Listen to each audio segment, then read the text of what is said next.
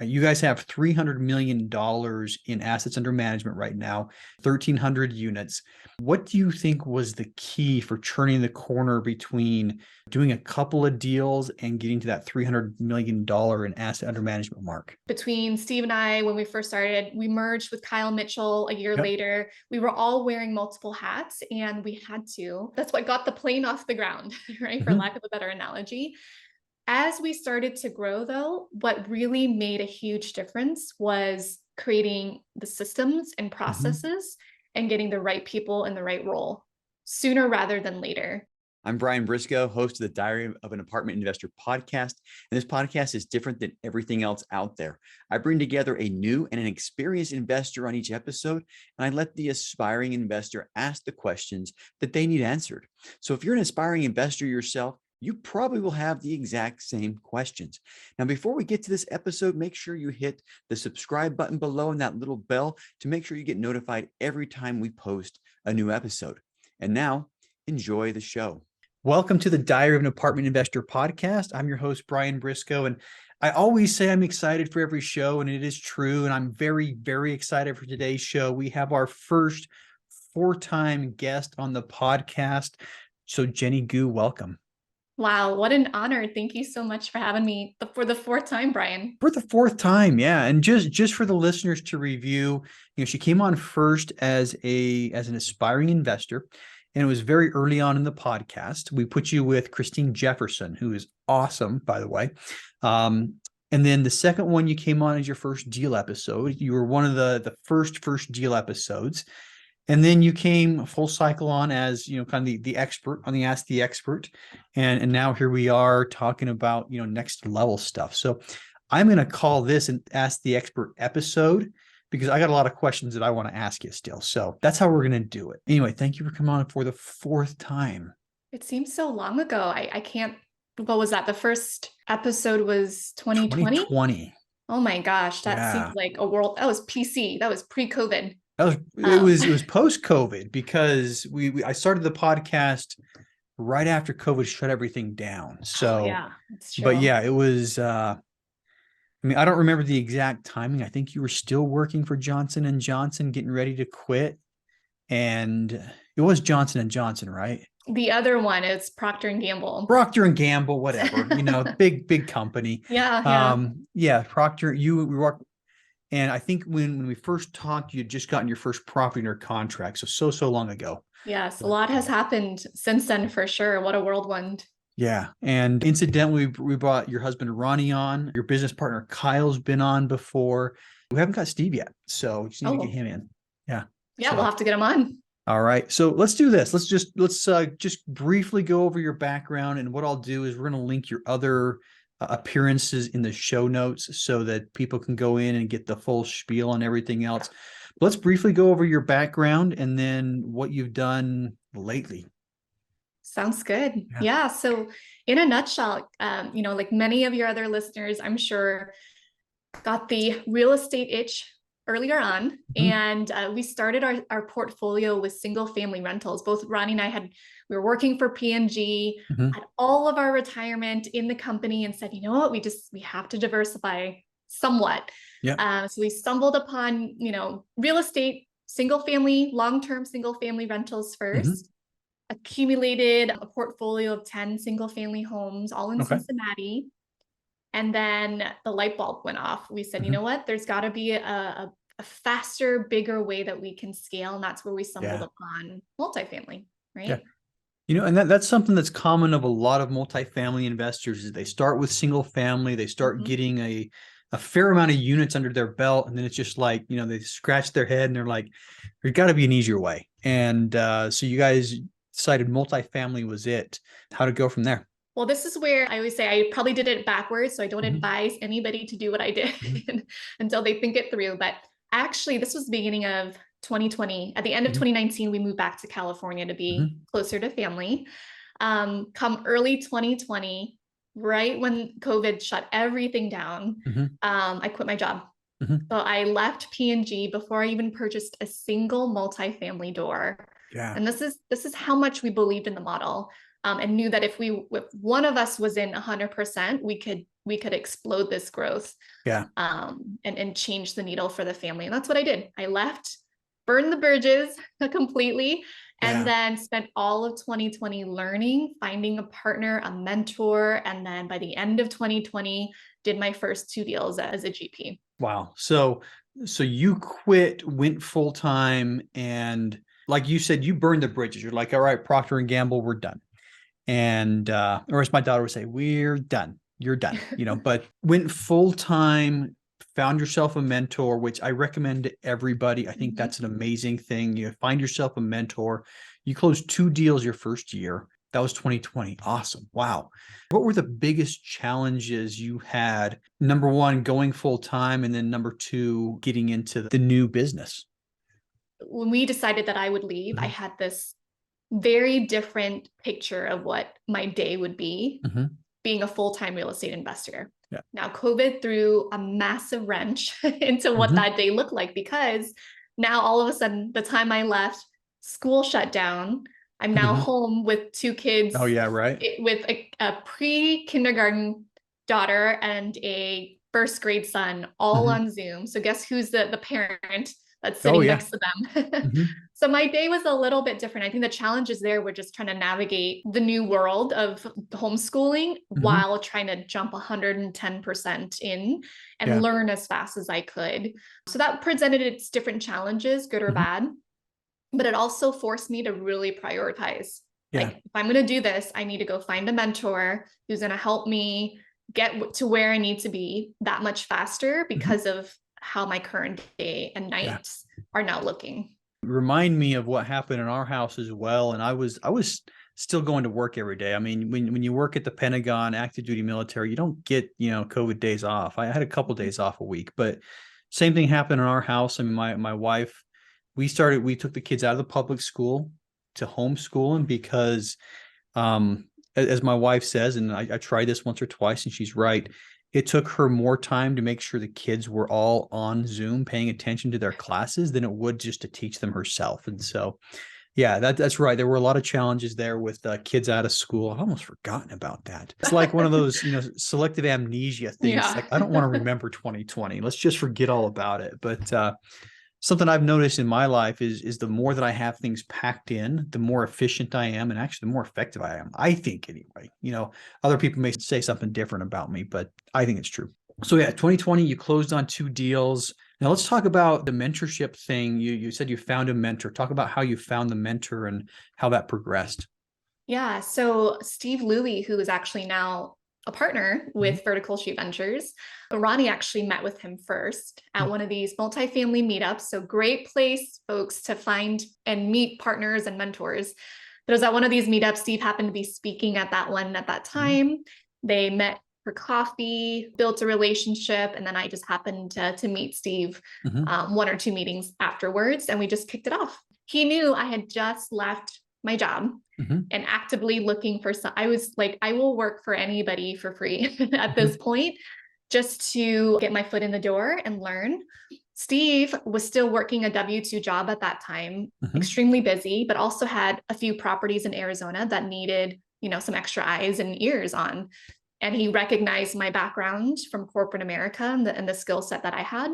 And it was just a win-win. And that's how you find a good mentor. So you don't just be a leech, right? For lack of a better word. What value can you give to your mentor? Make sure you know that it meets a gap or fills a gap that they might have. And that's where they're more likely to say, hey, that I think this could work. I happen to, I'll say, intern for Steve, or, other folks can pay for a mentorship. And that has been very successful for a lot of people as well. So it just depends on where you are in that spectrum. Yeah. And I think that's awesome. I mean, you were there was a value proposition there, and that the value has to go both ways for mentorship programs to work. You had plenty of time. If I remember right, you were doing finance for P&G, right? Sales. Close. Sales. Was Ronnie doing finance? No, we were both in sales. Oh my goodness. Yeah. It's been way too long since we got in the weeds down there, but talked about that. But anyway, you had a really great, strong career in the corporate world. So I think, what you had to add is a big skill set and a lot of time. Steve had the experience in properties and ended up working out well. And now you guys are business partners, which is pretty cool too. So that worked out extremely well. And then you mentioned you pay for mentorship or you find a mentor. I was going to go back and say that, when I started out, I knew I needed a mentor, and I kind of scratched my head, and I paid for it. And I think that worked extremely well. It was basically, do I spend the time going out and looking for somebody who will mentor me and then try to find out the right value proposition? I knew that would work. And in the back of my head, I thought that was probably the better route, but I just opened my checkbook and it was a faster route. So Yeah. anyway, that was my Well, that's what you're paying for, right? Yeah. So and you know what, I ended up joining a paid mentorship as well. I'm a well-known, successful syndicator in the market, and you're paying for somebody's years of experience and knowledge. And for me too, the networking, you're joining a group of like-minded individuals with similar goals. And look, there's a lot of programs out there. We've created an academy ourselves because there's so much of a need for good mentorship out there. And for a lot of people too, it's just a way of giving back, because you would say the same. We wish we learned this 15, 20 years ago and had an earlier start to real estate investing. Yeah. And, the pay to play, that creates the value proposition right there. So let's actually pause from your story and talk about it. I mean, you have your mentorship program. I went to your VSV Con, I think last April, thought it was absolutely amazing. You guys held it in Scottsdale, knocked the ball out of the park. So let's talk a little about the mentorship program. And then I know we have an upcoming VSV Con this year too. So tell us a little bit about both of those. Yeah. So, Steve and I, we both had a passion to give back and help others. One of my favorite things working at P&G was managing people.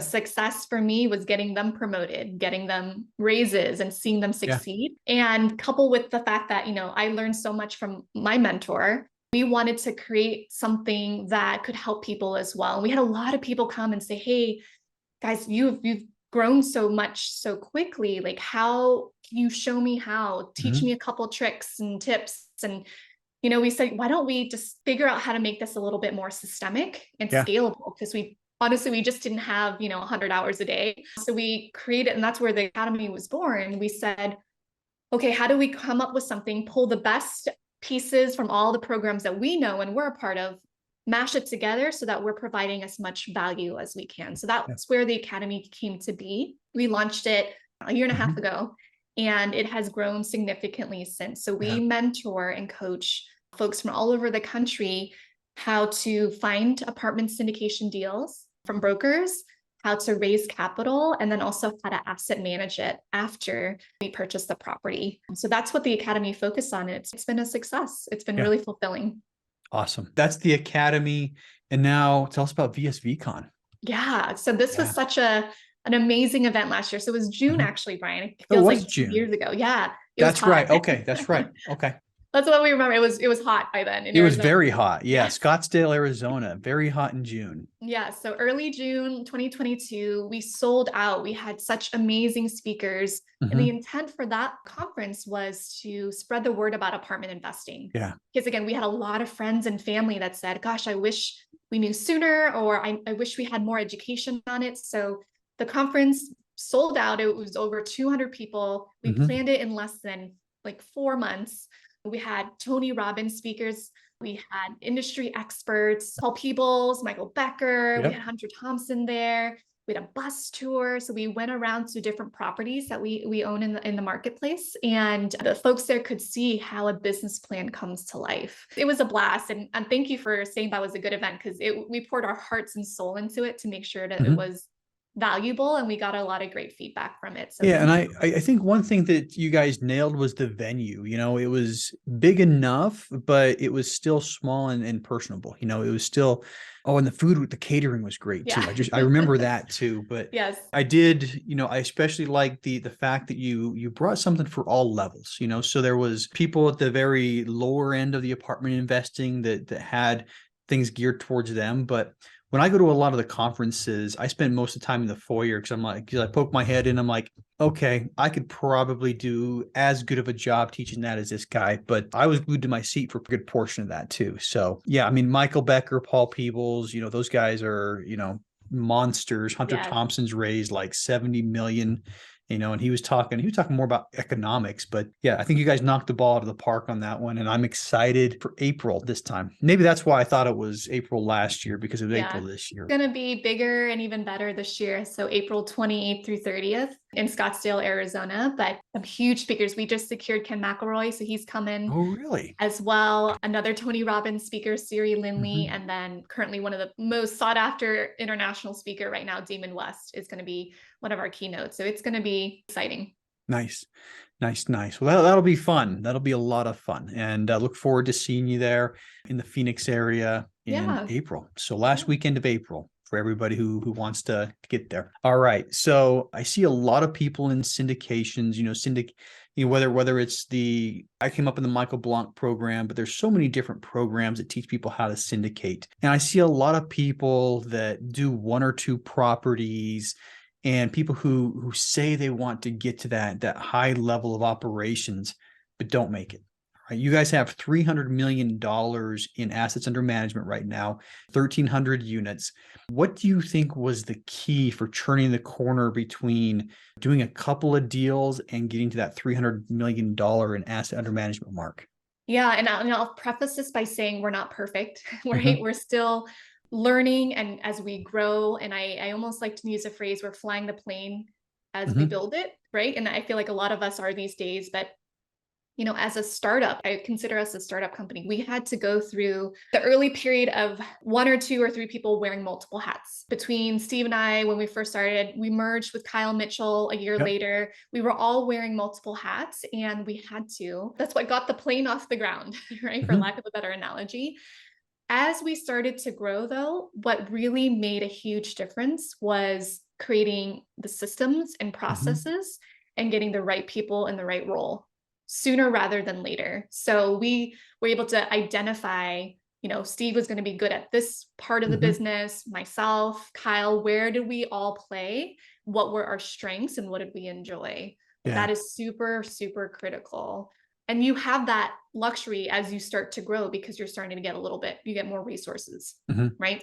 Yeah. But the systems and processes is key. And we're still going through those pain points right now as we continue to expand. Is God forbid something were to happen, one of us, do we have everything documented? Right now, not everything is documented. So we're going through that process right now to make sure everything is very clear so that anybody needs to step in, the business keeps humming. So that's super important. Yeah, I love it. I think that's where a lot of people stall. I mean, at the very beginning, you're absolutely right. You have one or two or three people that are wearing a lot of different hats each. So you said basically you guys worked a lot on the systems. You guys worked a lot on making things exactly the same every time you do it.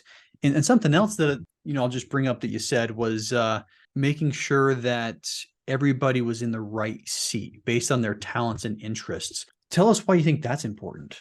I'm a firm believer when you have somebody who realizes what they enjoy doing, couple that with something they're really good at, that's when magical things happen. Because I can do 10 different things well, but if I focus on the 2 or 3 that I really excel in and I love doing it, then that's going to drive exponential growth. Versus you spending your time on other things that you're good at, you do well, but if you don't have the passion for it, then it kind of just, it gets deprioritized. So finding the right people in the right role, like that is a game changer. And that's where the phrase they say, hire slow, fire fast. You want to make sure you spend the quality time to find the right person because it actually costs you time and money. In the back end, you don't. Yeah. I love that. And I'm just reading a book. I'm reading the Gino Wickman series, so I just finished Traction and I'm reading the How to Be a Good Boss, and they focus on that a lot. And it makes perfect sense. He talks about the right person in the right seat. And it sounds like you guys are a really good example of making sure you have the right person in the right seat, doing the right job. So now as far as hiring, who was your first hire? What made you guys decide that you needed to hire somebody? Gosh, seems like it was so long ago. When you get bogged down, there's a point. I don't know exactly when the turning point or the tipping point is, but there's a point where you're like, I need help. Yeah. Gosh, I am too in the weeds, and I'm working in the business versus on the business, and I need help. And Mhm, our first hire, if I remember correctly, was actually a VA. mhm. So there was a lot of administrative tasks, things that just were easy to do, but just took way too much time out of your Yep. day.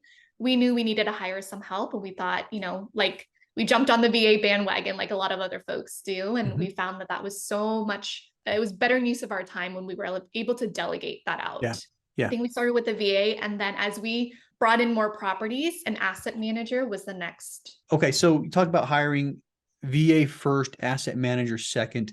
Looking back at it, do you think that was the right order? Would you have done anything differently? In hindsight, I don't think I would have done it differently. I feel like because we were still wearing multiple hats, we needed to be in the business. So Mhm. asset managing for between Kyle and I, we were sharing that responsibility across the Yep. portfolio. That made sense.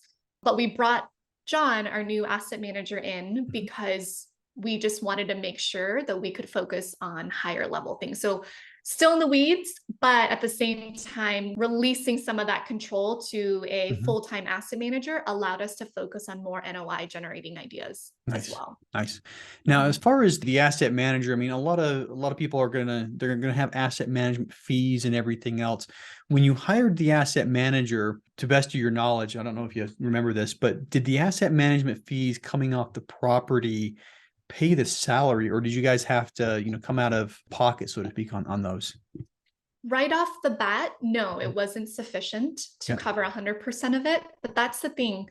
One of the key things to scaling and growing is Mhm. investing in the right role Yep. before the need actually happens. Because if you wait until you absolutely are desperate for somebody to fill that role, that's where hiring the wrong person could Yeah. become a reality, because you're just looking for a warm body at that point. But we hired for as much as we could, the roles we needed, hired ahead of the need, Mhm. so that when it was truly needed, we had them trained, onboarded, ready to Yep. go. And there isn't going to be a lag time Yeah. before they actually ramp up and kick butt. So So when that's they a come in, critical. they're not already putting out fires, they can come in a little more Exactly. gradually, so to speak. Yeah, And yeah. yeah, And I like not that. 100% that's going to happen exactly how you want Mhm. it, but for the most part, where you can plan. And that's Mhm. where having regular budget meetings, Yep. having those financial conversations, hiring, every time we meet every month for Mhm. 2 days, as in person if we can, and we map out and talk about what happened the past month, the quarter, and then we map out future needs. And that's on every single agenda every time we meet. Okay. Now let's talk about juggling a little bit more, because you have the coaching program on one side, VSV Con on the other side. How do you guys juggle is probably not the right word, but I'm still going to use it. How do you guys juggle between the two? I mean, how do you determine where time goes, where focus goes, and how do you keep both balls in the air? Yeah. So this is how we divide and conquer the Mhm. roles today. So Kyle predominantly focus on overseeing acquisitions Mhm. and asset management. Mhm. Okay. Steve leads our capital group. So Okay. he has built an investor relations team now, and they currently manage current investors, and they work to expand that database ongoing. For me, I focus primarily on the academy Mhm. and their big events like the VSV cons, Okay. right? And then I work, we tandem with Kyle on asset management, because through our academy, a lot of our students, we call them student deals, we partner Mhm. with them on student deals, Yeah. and I help run those. So there's asset management that's tied to that. Mhm. And then we actually have a fourth partner now. His name is Kiyoshi Simon. You met him in June last year. Okay. He's our CFO and also leads our CPA firm as well. Yoshi. Okay. I have to look it up. The name does sound familiar. I'm sure I met him. I'll meet him in April, or at least see him in April For again. sure. So he's our CFO, Okay. and leads the CPA side of the All business. So right. we have a VSV CPA as well. Nice. Nice. Mhm. Yeah, that is crucially important. It's something that I don't have a really good background on. And with the company I was previously with, none of us did. And it was probably the thing we struggled with the most was, everything financial. We'd get financials from the property management company, and, we knew it wasn't right, but we didn't know what right looked like. And I think that's huge. So, okay. So going back, so 4 partners now, and how many employees? But including the partners Yeah. with our new hires, we're at 18 Okay. total right now. Wow. Awesome. Awesome. And Yeah. does that include the coaches in the coaching program or not? No, that is VSV employed full-time. Okay. VSV Folks. full-time. Yeah. Awesome. Wow. That's amazing. A lot of growth. Now, looking back at the order that you did any hires in, would you do anything differently looking back at it? Is there somebody you would have gotten earlier as opposed to when you actually did? Yeah. I mean, exactly what you just said. Mhm. I 100% would suggest having someone who is solely focused on financials Mhm. earlier on. Yep. Not just from a property standpoint. So if you are, if you're a loan syndicator, you could do just fine potentially with a bookkeeper, an accountant, right? As a third party. But Yep. I say if you are looking to scale to be a full-fledged private equity firm, Mhm. then having somebody on the finance and accounting side, two different components, right? They're very different, on the team full time, because you need someone to analyze your company financials Mhm. as well. That is super important too. Yeah. Yeah. And how everything comes together. I mean, there's lots of different revenue sources. I mean, each one of the properties is a different revenue source. And, knowing how healthy your business is and the future is, that's once again something that, like I said, we struggled with. That was something that I think prevented us from scaling, was not understanding that picture well enough. But I do remember, talking with a couple of people who'd been successful in business, and a lot of them will say the same thing. One of your first hires needs to be that controller or that finance person that can tell you where money's coming, where money's going, and whatnot. So anyway, appreciate that. What's next for you guys? Any initiatives you guys are working on or big plans for the future? Yeah, I mean, our goals, we of course, right now is a kind of wait and see standpoint from an acquisition perspective. Just I think like everybody else is in the same boat. The academy, we want to continue to grow and help as many people as we can. So we're always looking to have new students join. But what we've been really excited about is an initiative, and this is a sneak peek, Brian. So we haven't even told very many people at all within the company. We're going to launch this at our offsite next month. But what we call an initiative called Residents First. So today, right, you and I, and I'm sure a ton of other syndicators do the same thing. We hold resident appreciation events. We want to make sure our residents feel valued on the property, because we know resident turnover is one of the highest costs in a syndication and really just running a real estate business. But we want to take this to the next level. And we want to change this industry in terms of how do we just from doing appreciation events, how do we impact every experience, every touch point with the residents, whether they're a prospective resident, a new resident, or a current resident? How do we make sure that every touch point with them is the best experience they can have? Yeah. And that's an example would be, how do we make these resident appreciation events bigger and more meaningful? We're going to hire a full-time community relations manager to help us do this. And there's just so many different components to this that I could spend the next hour explaining. But really, and then the second component is partnering in the community to potentially even put like a scholarship fund together. So to financially impact our residents is another component of that. So we're hoping this will revolutionize our portfolio. Ultimately, could we impact the industry so that more people are doing it and really make the communities better, which is what I think each of us want to do. Yeah. And I think that's admirable, and that's what people need to do. It's interesting. A lot of people have talked about the importance of it, but in the last 3 years, I think we've seen a lot of syndicators, especially, buy and sell with, 12 to 18 month period. So what's your guys' typical hold time, or what's your plan for hold times with these properties? And, how do you see that all coming together? Yeah, so when we underwrite for an assumption of 5 years, a hold of 5 years. Now, in the last couple of years, we've been turning those a little bit faster just based on the market conditions. I would say for right now, looking forward, we're still assuming 5 years, but if it takes longer to stabilize, if we believe we want to keep it for 6, 7, 8 years, that's still very, very possible. We don't assume anything selling under 5 years moving forward. Something that I think is a little bit, it kind of incentivizes people not to really care about tenants. When people are just coming in, doing a really, really quick value add, turning around and selling, the tenants kind of get left out, because it's like, okay, we did the value add on the exteriors, we did the value add on the interiors, we got a new tenant base in, and now we're just going to sell it to the next guy. And that makes it so, first of all, none of the people have even tried to do it recently that I'm aware of. And I think you're coming at it from the right angle. It's the think win-win. And you're absolutely right. One of the biggest expenses that you encounter is the churns. I think we're averaging, depending on which property, $800 to $1,200, per churn every time somebody moves out.